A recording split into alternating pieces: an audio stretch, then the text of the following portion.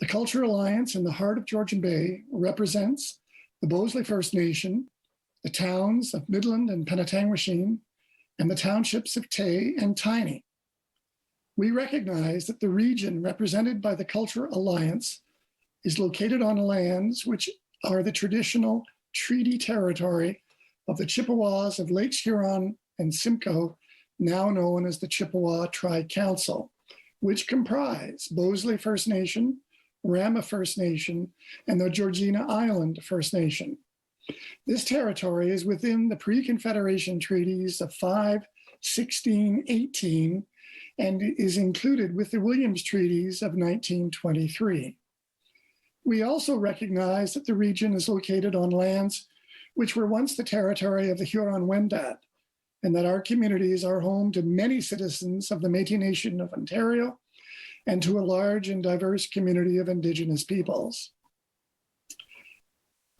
We're grateful to the sponsors of this conference. The sponsors for this evening are the Wymarsh Wildlife Center and the Midland Public Library. We express our thanks to them for making this program possible, and we hope you will have the opportunity to express your thanks to them as well. We also express our gratitude to the Simcoe County Tourism for conference sponsorship and to Rogers TV for their technical support. As you know, the theme of this conference is Obstacles and Opportunities, Finding the Paths to Success. The theme of this evening's session is Sharing the Path with Others, Collaboration, Partnerships, and Mentoring. Our panelists are all from one region that has experienced considerable success with individuals, communities, and organizations collaborating in the creative economy to their mutual benefit. Unusual partnerships have led to commendable achievements. Mentoring has benefited both the mentor and the mentee. The wheel doesn't need to be invented more than once if we share the blueprints of others. For the first hour of this evening's program, we're going to be featuring 3 special panelists. I'll introduce them more in detail, but for now, let me welcome John French. John is the Artistic Director of Brookside Music Association. He represents world-class musicians in concerts, as well as undertaking community outreach and educational projects. Thank you, Jamie. Hello, everyone. It's a pleasure for me to be with you tonight to share some of my thoughts about collaborations. To collaborate means to work jointly on an activity. And as I was thinking about it, I was struck by the fact that one of the greatest art forms is actually a collaboration on many levels.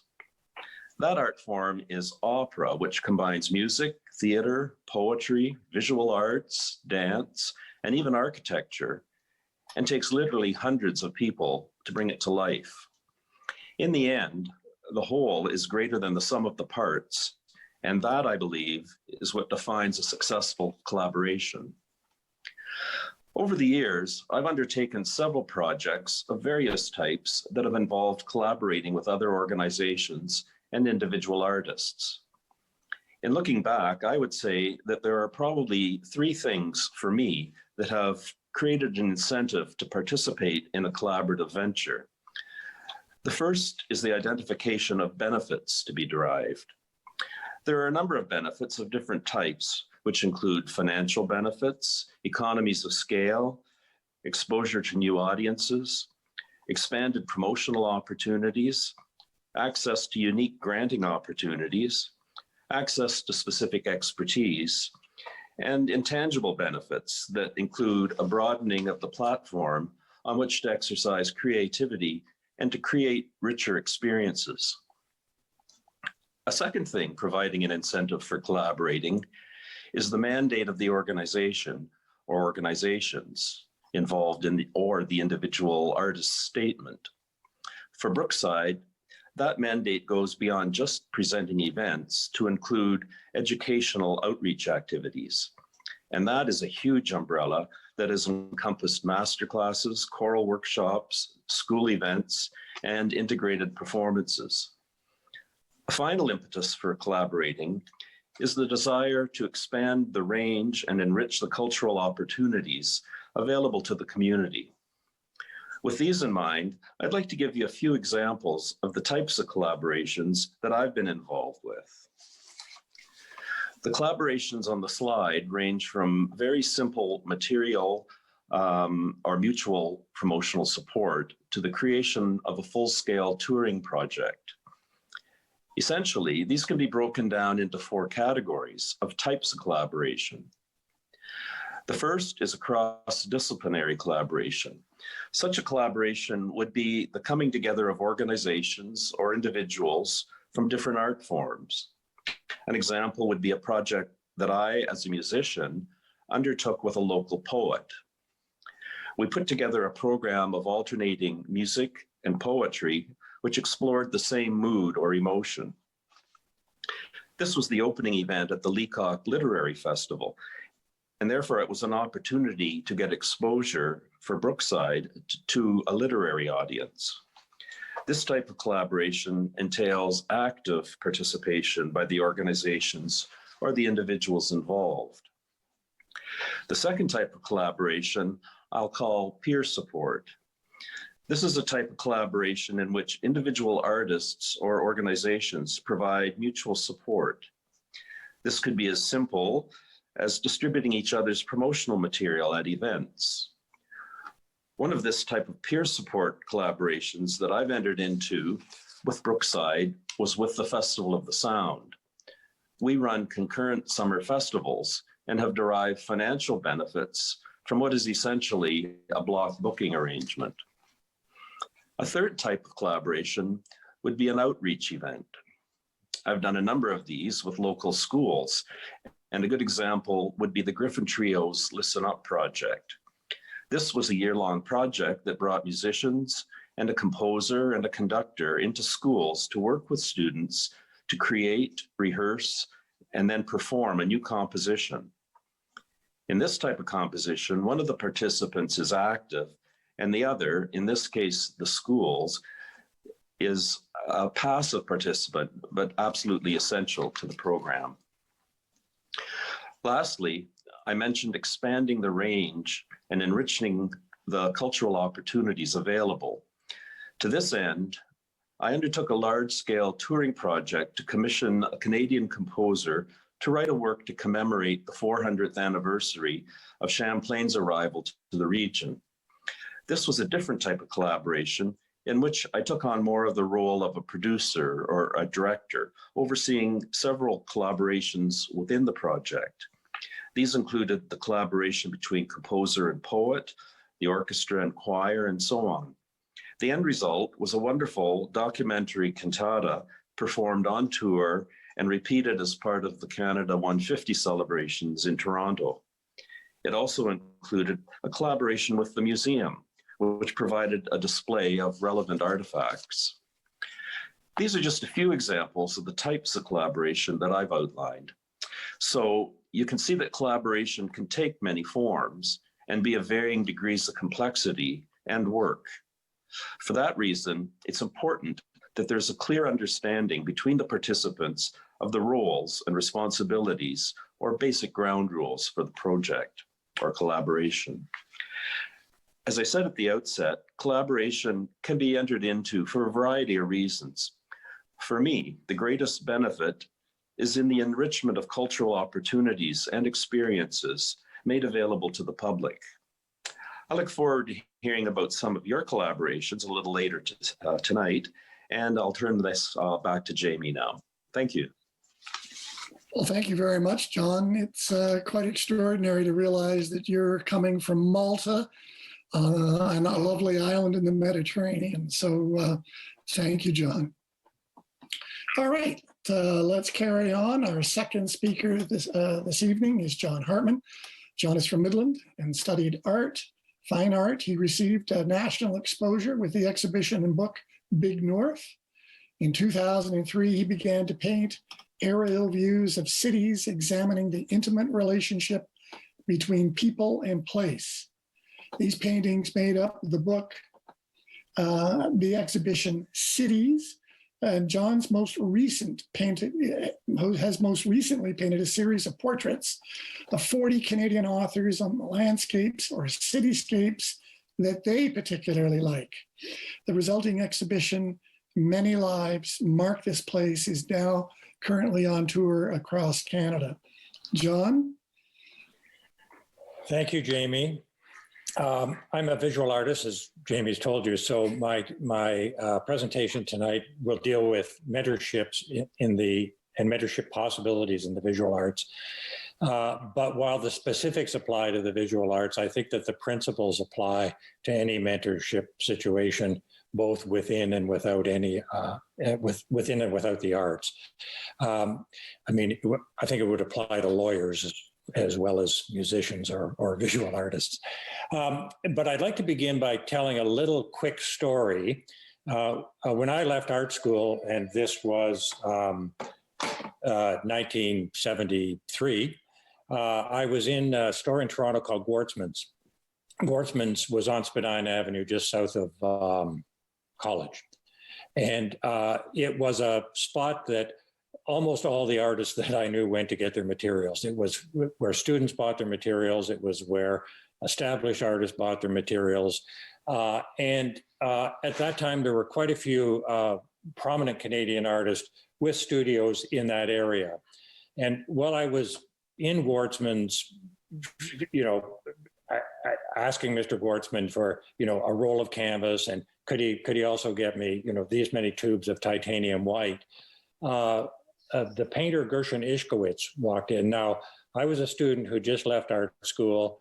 Gershon was probably one of the top Canadian painters at the time. Jack Bush, Gershon Ischkowitz, they were the painters that everybody looked up to. They were the ones who had their work discussed in art magazines, and they were the ones that had the best art dealers in the country and were given shows at the Art Gallery of Ontario or the National Gallery. And I remember driving home in my car afterwards and thinking, how do I get from here to there? What's the path that I need to follow to get to the point where Gershon Ischkowitz is at in his career? And it occurred to me that I didn't have a clue. I didn't have the foggiest notion of how I might do that, because it wasn't taught in art schools. And if I had been a lawyer, I would probably have been able to figure out, how do I become a successful lawyer in this situation or that?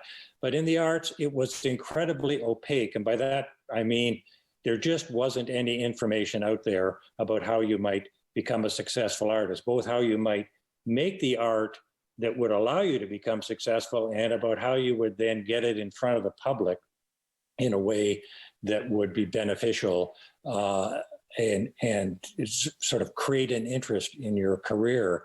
And so I made a choice that in locating myself after art school, moving very far into Northern Ontario. So I was moving away from any possible source of information about how the art world might work.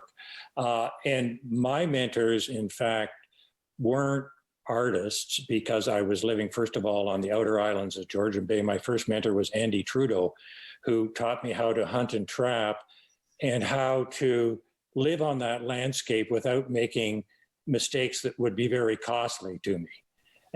But in a sense, that's what a mentor in the visual arts will do, how a senior artist might be a mentor to an artist who's at the beginning of their career or at the midpoint of their career. You're trying to explain to them how this world works so they don't make the obvious mistakes that a lot of people make when they start a career in the visual arts. So I had to learn.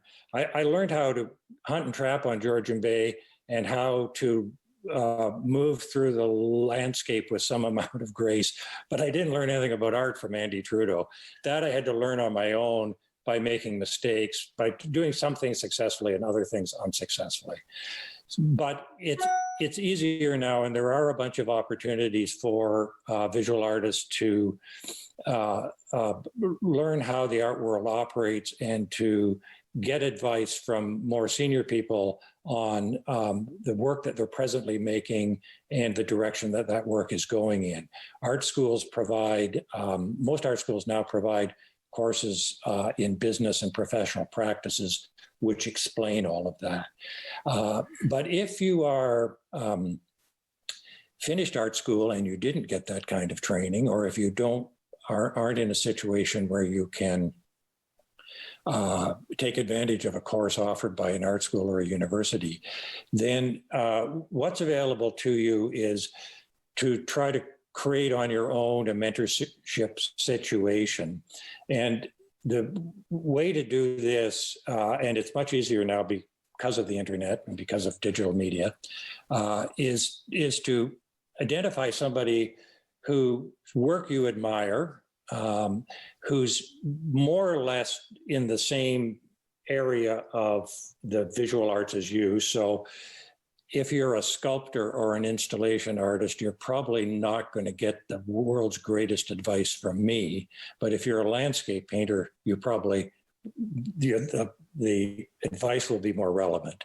And then once you've sort of identified who this person might be or who other people might be, try to figure out a way in which you can begin to establish a personal relationship with this person. You can't get on the phone or send them an email and say, I'd like you to get me a show at the Art Gallery of Ontario out of the blue.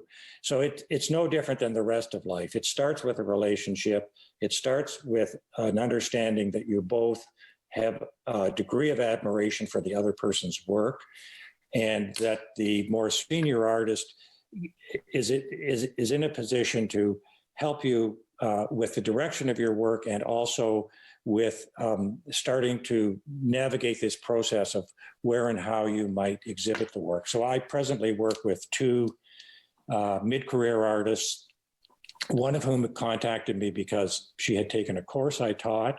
The other one who lives in Powell River, BC, contacted me simply because he knew my work and he thought I might be helpful to him. And in both cases, we went through a process of me looking at their work and giving them feedback for quite a long period of time. So they would send me images of what they've most recently created in a group of, every 4 or 5 months. I would get back to them with my reactions to that work. And then gradually the discussion moved towards, I'd like to be showing this work. Can you give me some advice on who I might be approaching as a commercial art dealer to sell it, which curators I might approach about showing the work in museums, and if I think that the work warrants it, and that especially if I happen to know it, if I've identified who might be a really good art dealer for them, and I know that person, then I'll make a phone call or a letter of introduction and say, I think this person's doing very good work, and I think you should take a serious look at it. At that point, that's the end of my help in that specific situation. It's then passed off to the artist and to the dealer to, the dealer will look at their work and decide if they want to contact them. If they do, then it's a relationship back and forth between the art dealer and that artist. And these two relationships are ones that I think will keep going on for quite a long time, because I'm interested in what they're doing. They're interested in what I'm doing, and I can be of some help to them in the professional art world. And if that seems too onerous to you, if that seems like too much to bite off at once, there's a really wonderful program now being offered by Quest Art in Midland. It's through the Royal Bank of Canada. The program is called RBC Arts Incubator and Residency Program, and it's a 3-pronged approach, but one of those streams is a mentorship program. So if you're a young artist and think that you would benefit from mentorship, you contact Virginia Eichhorn, who's the director of Quest. She then looks around at what senior artists are available and who she might set up with you in a mentorship situation. And then she does the introductions and facilitates that relationship. And there's one or two of those going on now in the Midland area that have been part of that program. And but you don't have to be resident in this area to do that. You know, it can you can be from somewhere else in Virginia can set that up. And her contact information is create@questart.ca. So thank you very much. Okay, John, thank you. I'm wondering if you could put that information up on your screen at some point, just so everybody could access it. I think there was a bit of a break in the Zoom, and it might have cut it out a little. Okay. All right, our third speaker, our panelist this evening is Fred Hacker. Fred is a retired lawyer. He served as the founding chair of the Cultural Alliance in the heart of Georgian Bay, the organization that is hosting this conference. He was the founding chair and president of the Midland Culture Center, a spectacular arts and culture center in Midland. He's now chair emeritus of the MCC. He hosts and produces a mainstay MCC program, A Day in the Life, featuring conversations of famous Canadians. So Fred, let's hear from you. Thanks very much, Jamie. Well, many of the topics for this conference deal with obstacles and challenges. And the topic that I want to present to you is a little different. And so are the other two that you've heard tonight, because I think the three subject matters this evening, collaboration, mentorship, and partnerships, are really three potential solutions or opportunities to some of the challenges that you may be facing. So I want to speak first about partnerships. And I should tell you that I'm at a disadvantage here because we have a very talented figure from the music world, a very talented figure from the art world, and the third panelist has no talent at all. So I'm going to have to revert to what I did for a living to hopefully educate you, if not entertain you. So what I want to begin to do is to distinguish partnerships from collaborations and mentoring. For the purposes of our discussion, I want to explain a few key features of a partnership. First of all, unlike the other two, a partnership is a formal relationship by two or more parties. And it's designed to manage and operate some sort of an enterprise, normally a business. There is provision in that agreement between the parties for a sharing of profits, but there is also a sharing of losses. So the question becomes, why would you want to enter into a partnership? Well, I'm going to give you some reasons. And I know that many of you are individual creatives. Some of you represent organizations or institutions. So I want to try and make this broad enough that it applies to each of you. But this is not intended to be exhaustive. These are just a few thoughts for your purposes. So the first benefit is a sharing of resources. That could be a sharing of space, occupying the same rental area, for example. It could be a sharing of equipment so that you don't both have to buy the same equipment. You can share equipment. Second, you can benefit from the coverage opportunities that are provided by two people or more working together. One person doesn't always have to be in the shop or the gallery or by the phone if there's more than one of you running the operation. There also can be a coverage in skill sets. So one of you may have marketing skills and the other one may have financial skills. One of you may be better out front, a good public speaker or a good salesperson or a good rainmaker. And the other one may be better at producing works. In my former profession, we called it finders versus grinders. One may be conceptual and the other may be more detailed oriented, and that they may complement one another in that way. One may have financial resources and the other may have experience or ideas, and that may be a good blending. One of the other things is geography, linking up with people in other geographic areas, perhaps provide you with more marketing opportunities than what you would otherwise have.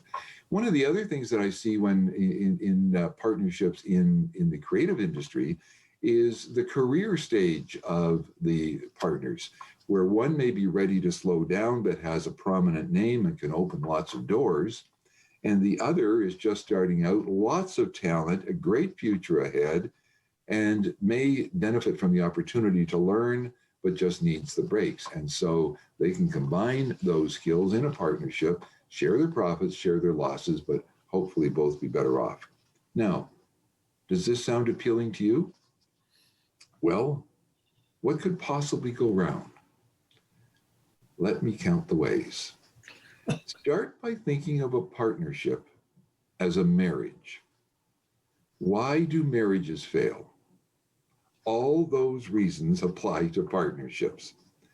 At the outset, there is bliss, there's excitement, there's enthusiasm, and then there's real life. So, one key factor in my experience in what distinguishes between partnerships that work and don't work is the word culture. This is a little different than the culture in the label for this conference. This is whether the parties actually have the same values, the same goals, the same work habits, and if those cultural attributes don't fit, the partnership will fail. Another circumstance that leads to a breakdown of a partnership is changing circumstances. One partner may feel they're contributing more, but not being proportionately paid more. One partner actually may outgrow the need for the relationship. One partner might decide they'd rather team up with some other individual or entity. And then there are business recessions and financial losses. And if those reasons sound like why marriage breaks down, that's not a coincidence. There also are interpersonal disputes or disagreements that can doom a partnership. Now, I'm not trying to cover every potential benefit or every potential problem. In fact, during our second hour, we're going to ask you for some of your experiences, and you may be able to add to or elaborate on some of these experiences for yourself. But I want to close by just referring to my personal experience with partnerships. And they really occur on three levels. First of all, I was a partnership in law firms for about 40 years. I was in a partnership with one person for 7 years, who coincidentally is our panelist, John Hartman's uncle. I was in a partnership with 3 other people for 30 years. And I will just tell you that in the legal industry, the average length of a partnership is 4.3 years. And the entire legal community thought we had defied gravity by staying together for 30 years and to this day being good friends. Ultimately, I was the managing partner of a firm with 14 partners in it. Secondly, my second exposure to partnerships was as a commercial lawyer. I was involved in both the creation and the dissolution of many partnerships. And thirdly, and I just want to give you a little insight into this, I was recently involved in the creation of the Cultural Alliance in the heart of the Georgian Bay. That's the host of this conference. And that alliance is actually a partnership. Let me tell you the background, the history. I have been the chair of a municipal culture committee, and we realized that there were some issues. We had a lot of untapped creative potential in our community. We decided we really did need a support staff person if anything significant was to be done. We felt we needed an adequate budget to promote activities and perhaps to sponsor some activities. And finally, we saw a significant obstacle to our cultural activities was that culture doesn't recognize geographic boundaries. So we found that the people we were working with came from many of the surrounding 5 communities. So what was the solution? The solution was to grow, and the question was how? Well, by combining the cultural activities of 5 communities. So we brought together the cultural components of 2 Franco-Ontario communities, 2 Anglo-Ontario communities, and a First Nation, the Beausoleil First Nation. The resulting organization, the Cultural Alliance in the heart of Georgian Bay, is, in my opinion, a perfect example of the benefit of partnering together. It formed something that was larger than the sum of the parts. And that's what you want from a partnership, something that is greater than the sum of the individual components. The Culture Alliance has energy, purpose, and supports that individual community culture committees could never have. It provides programming that the individual communities could not have supported. It provides bonds and links between the 5 communities and the creative economy of those 5 communities that didn't previously exist. It opens up new and broader markets for all the creatives in each of the communities, and it's undertaking major projects like this conference that you're part of. There are more subtle benefits too. For example, the non-Indigenous communities are beginning to develop closer relationships with and a better understanding of our Indigenous neighbors. And I think this organization provides a working prototype of how a number of communities can combine their resources for collective best interest of area residents. Let me just leave these final thoughts with you. Partnerships sometimes allow you to combine strengths and to cover up weaknesses. Partnerships can provide much needed stimulus and energy. Partnerships can cause you to look more closely at the unrealized potential of your organization or of your own creative pursuits. And this applies whether you're a sole creative or part of an organization or institution. I look forward to chatting further with you about partnerships. Jamie? Well, thank you very much, Fred. Well, we've now heard from all 3 of our panelists. So for the next few minutes, we're going to discuss our topic. Please remember that at about 7:55, we'll conclude our discussions. So if you want to make notes, if you have questions or comments, please have them ready, because the second hour will really be about discussing things with all of our attendees. All right, let's get started with our chat with our panelists.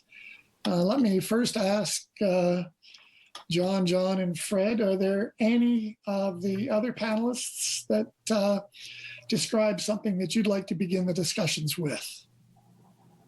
I'd like to ask Fred a question. Fred, there are examples, a few examples in the visual arts of partnerships where, you don't talk about Janet Cardiff, you talk about Janet Cardiff and George Burries Miller, the pair of them who produce these soundscape artworks. There's a couple of groups from Montreal that are 2 or 3 individual artists. So my question would be to somebody that's considering something like this, how much legal structure should they bring to the arrangement? John, it's a little bit like marriage, and I may keep using that analogy.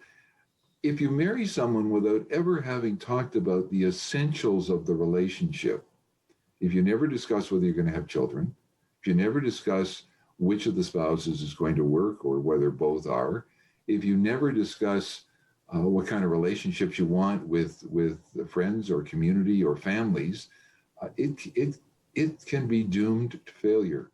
And so what the benefit of formalization in a partnership is that it forces you to address the issues that you probably can resolve better while you're on great terms than you can resolve later when a problem arises. So my experience is the more due diligence that is done, the deeper both parties dig, the more each party understands about the other, the more likely the relationship is to survive. Mm-hmm. Okay. Good. John French, is that sort of the same idea in the musical world? Yes, I think so. As Fred was talking, I was wondering, though, in terms of individual artists coming together, when we talked about collaborations and partnerships and the distinctions, individual artists don't necessarily get involved in partnerships in that way, but they do, as, for example, a pianist could form a partnership with another pianist and become a duo piano team, for example, and have a long standing relationship, such as an Agneston and Kinton. They've been playing together for many, many years, and they're known as a partnership, versus I did a concert back in November with one pianist, and that was a one-time thing. That was a collaboration. So I'll just make that distinction. But I was wondering, Fred, in terms of partnerships, some of the benefits that you outlined, I can see being applicable for organizations. As far as individuals coming together, how do you make sure that you're sharing the work? You share the profits and the loss, but how about sharing the work? Well, I think that's one of the things that have to be discussed in advance. What's the expectation of each of the other?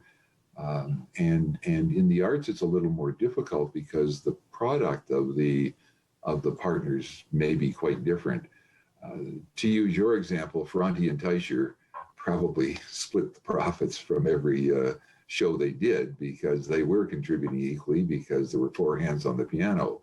I suspect it's a little different in the world of art, and maybe John Hartman can help us with this, but I don't think there's any two artists who do exactly the same thing, and therefore it may be a little more difficult to measure. I suppose one of the measurements is what happens at the end of the day, who's selling and who isn't.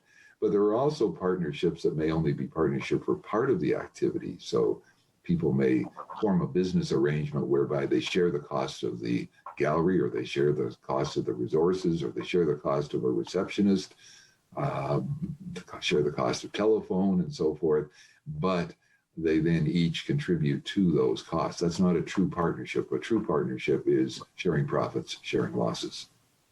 So that's more of a sharing of the resources needed to conduct your art, not necessarily sharing the actual art form. Yes, and that happens more. That's the more frequent thing that happens, certainly in the visual arts, is that, I mean, that's how Quest Art started. It was a group of artists who wanted to create an exhibition possibility for themselves as a group, but who also wanted, as a group, to bring in instructors, to bring in speakers. So they had common needs, which were all outside of their individual creation of the work, which were met by the organization in its initial form. And that's how most artist-run centers like YYZ in Toronto, and they started as a group of artists who just wanted to create exhibition possibilities for not only themselves, but other artists they thought were doing interesting things. And they although the tendency for all of those things is for them to move into a more formal situation as time goes on, and to look less like what they were in the beginning and more like a regular art gallery. There was an interesting chat comment came up that I don't want to let go by because I'm not sure I agree with it. Somebody said partnerships is also a sharing of decision making.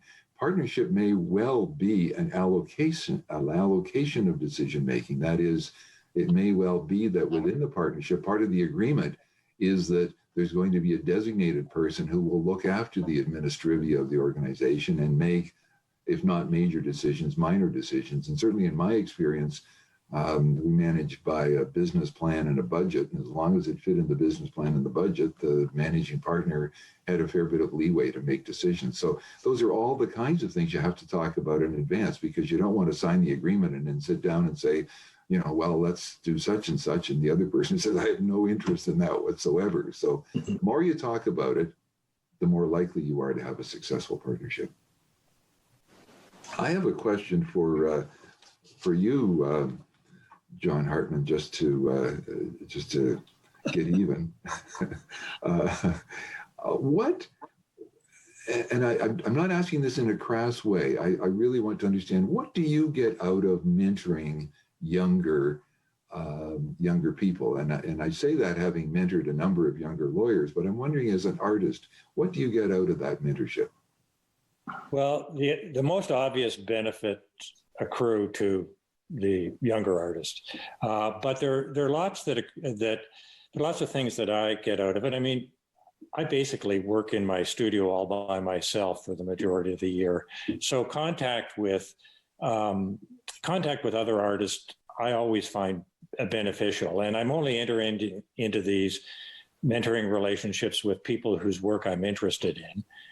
So it gives me an opportunity to see new work and to just to talk about the thing that's central to both our lives, which is the creation of artwork, and to just be in touch with the generation that's just coming up behind me. But I don't seek out these relationships. They tend to find me, but there are also lots of other situations where I find I can be of help to other artists that I know that aren't part of a long-term mentoring relationship, and I'm always it makes me feel good to be able to spot a situation where somebody's going to walk into trouble, walk into the airplane propeller, and say, "I can help you here." It's because you can't see this coming, but I can see it coming.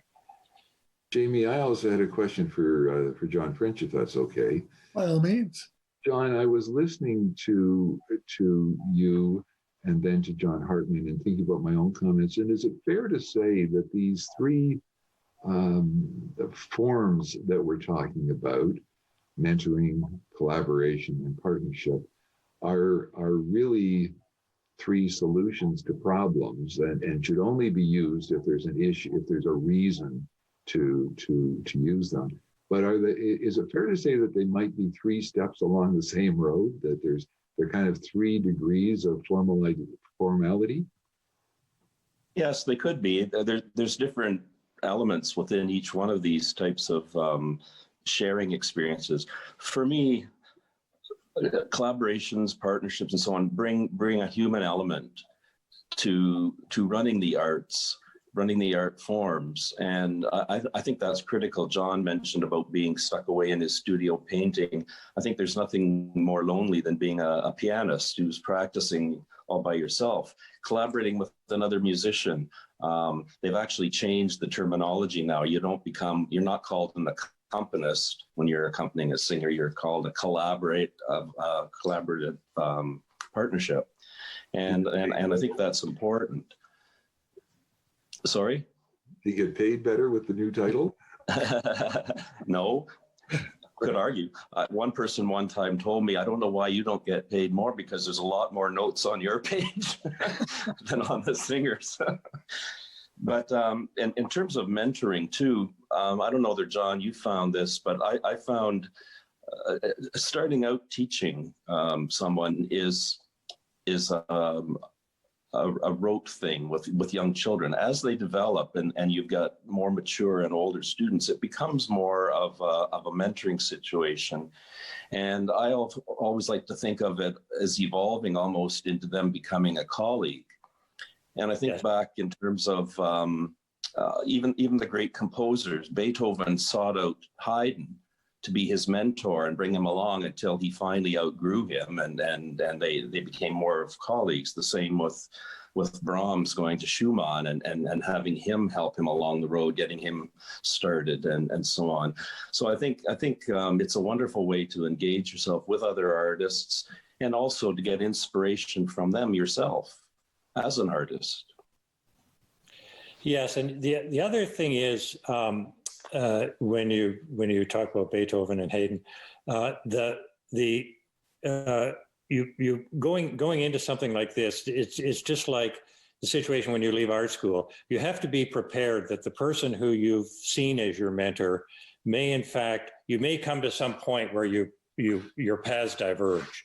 You may start making work that they don't like and that they're not very happy with, but that's actually part of the process of you finding your own voice.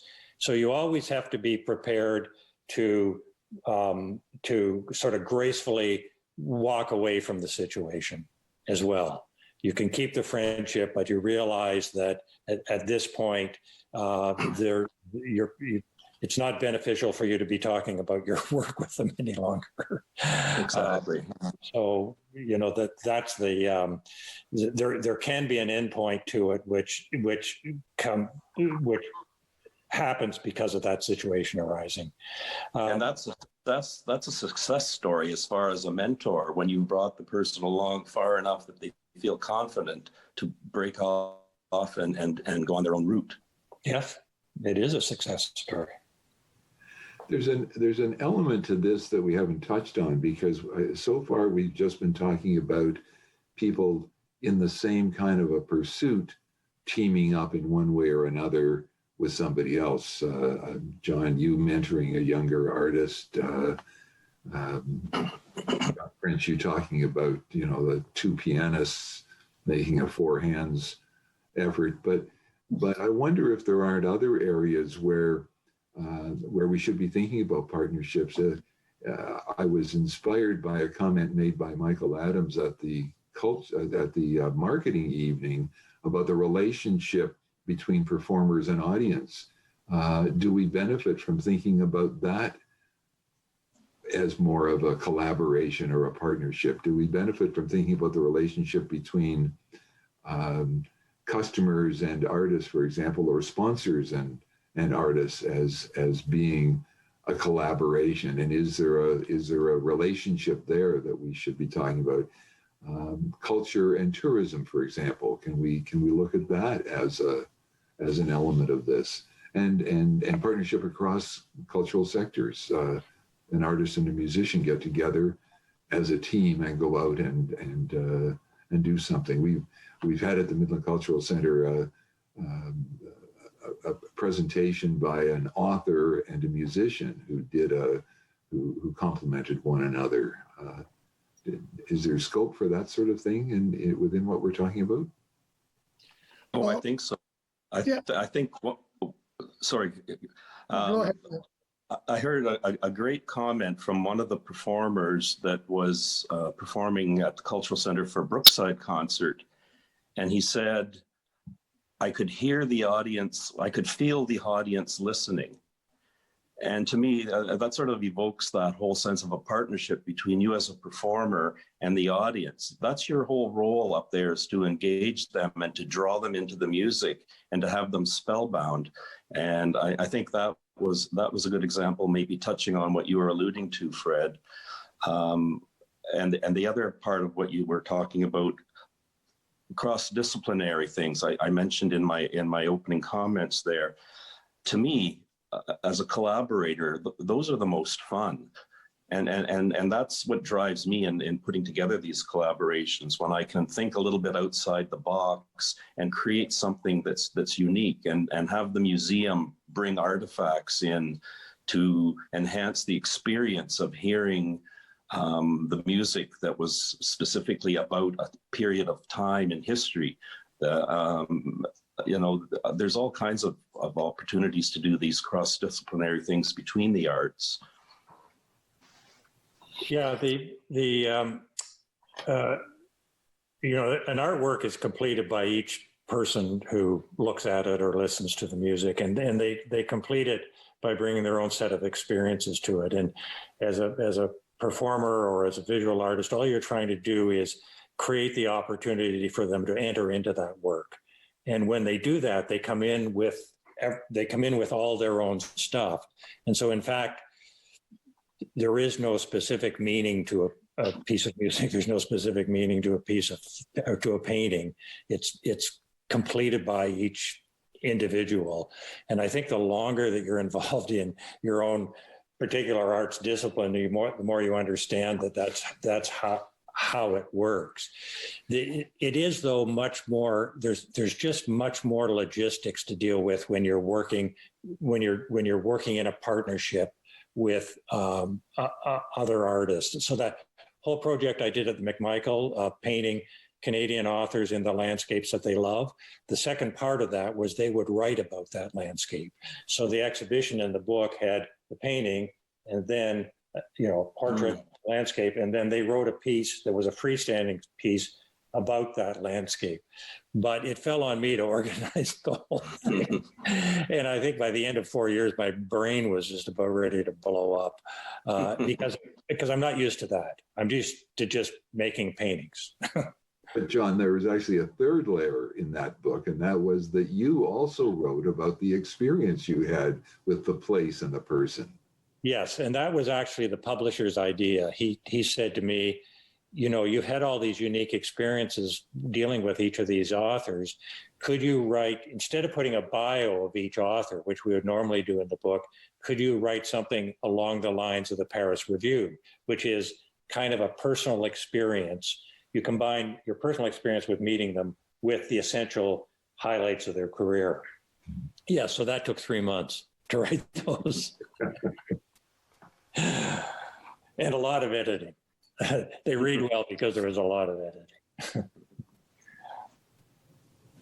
I know as curator of museums, we always try to do certainly our fair share of juried shows, but we also try to partner with local artists to provide a venue for an opportunity for them to put on an entire show.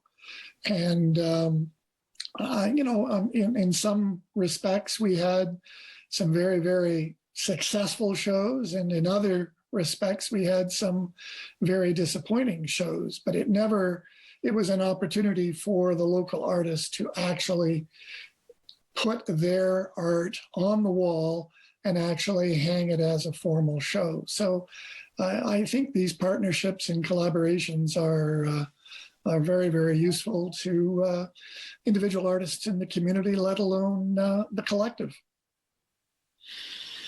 Throughout I guess this is now the 6th evening of the conference, and it's the 6th time that there's been mention of the concept of relationship as critical to creativity.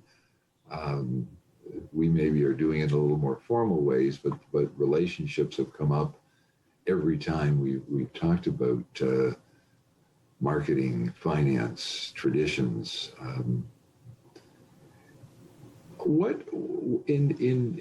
I'm addressing this to the two Johns now. In your experience, how long-lasting are relationships between mentor-mentee, collaborator, partner? Is it a passing fancy, or are there some long-term ones? They're both. You know, there's some that exist for a certain period of time because there's shared interest, and then those change.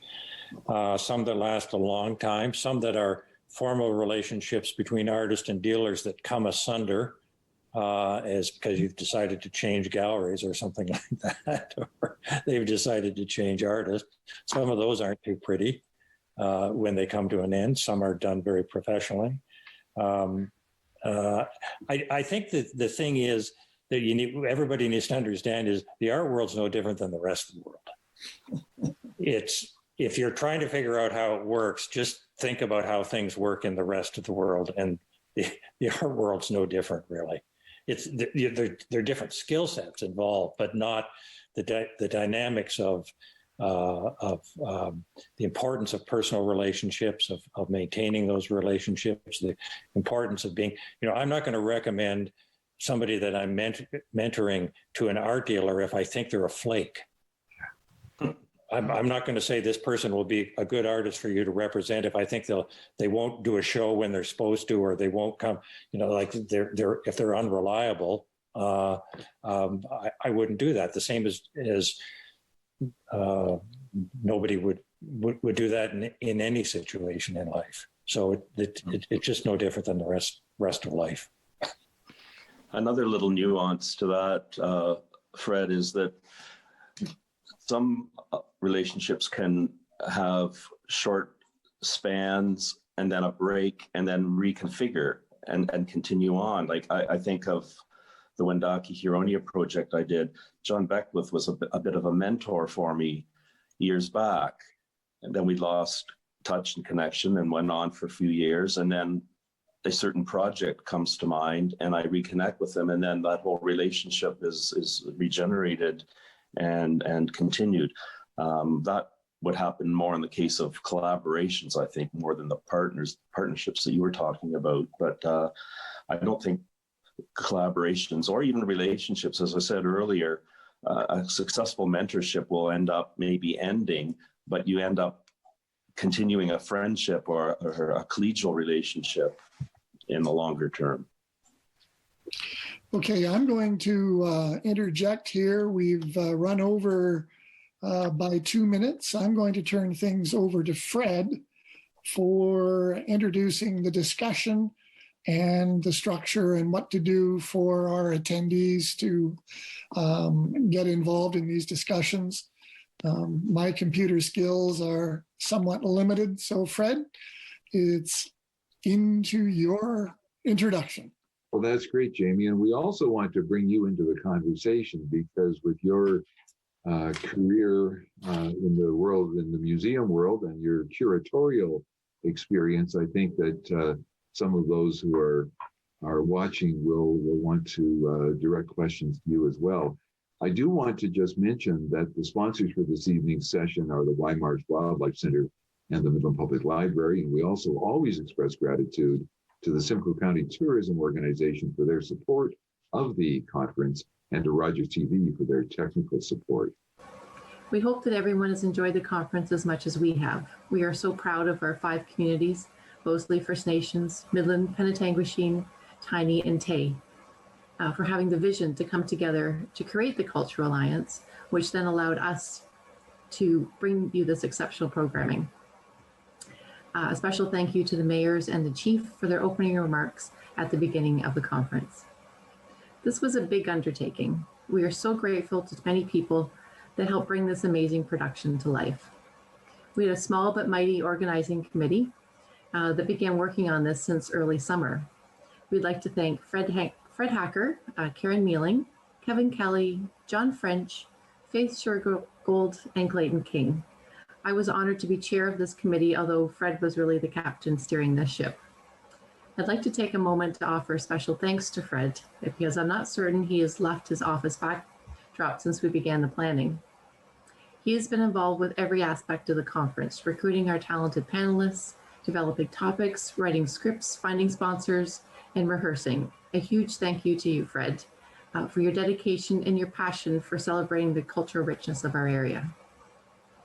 We are also extremely grateful to Kevin Kelly from Rogers TV, who put in countless hours to bring you this professional production. As we thanked him along the way, Kevin repeatedly told us that he was just doing his job. But I would suggest he has gone above and beyond.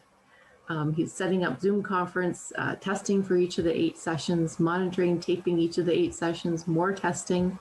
We really couldn't have done it without his expertise and professionalism and without the support of Rogers TV. So a big thank you again to you, Kevin. Thank you also to Karen Mealing, who is our staff resource at the Cultural Alliance. It's with her hard work and support that we can see these ideas come to fruition. We're sure you all agree that our keynote speaker, panelists, and moderators were extraordinary. Our small conference rivaled that of much larger centers because of the level of expertise brought by these contributors. We'd like to thank them all again for their contribution to the conference. And lastly, thank you to all of you, the members of the creative community, for your participation. We hope that you were inspired by the conference and you were able to take away some helpful nuggets of information that you can use in your future endeavors.